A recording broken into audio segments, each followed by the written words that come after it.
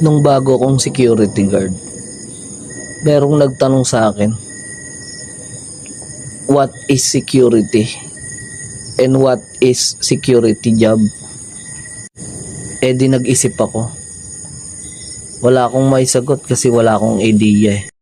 Habang tumatagal ako sa trabaho na pinasok ko, unti-unti ko nang pinag-aaralan kung ano yung trabaho ng security guard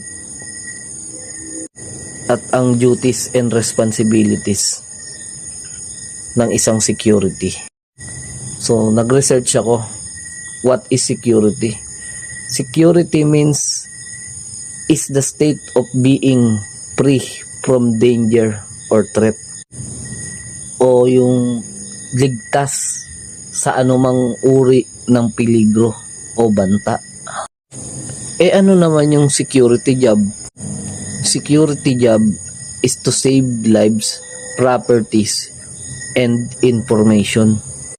Trabaho ng isang security guard ay protektahan ang mga ari-arian, ang buhay, at mga impormasyon na ipinagkatiwala sa kanya ng kliyente.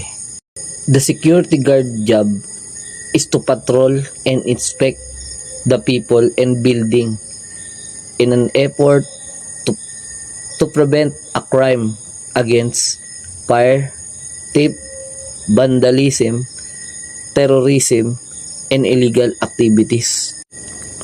The security guard also monitor the CCTV cameras, alarm system, enforce the law on an employer's property, conduct patrol over a specified area. Security guard must write a comprehensive report outline while he observe on patrolling. And also, guard must be alert and vigilant at all times. Bilang isang security guard, mahalagang alam natin ang mga bagay na ito upang magampanan natin ng tama at maprotektahan ang mga buhay, ari-arian at mga impormasyon na ipinagkatiwala sa atin ng ating ahensya at kliyente na ating pinaglilingkuran.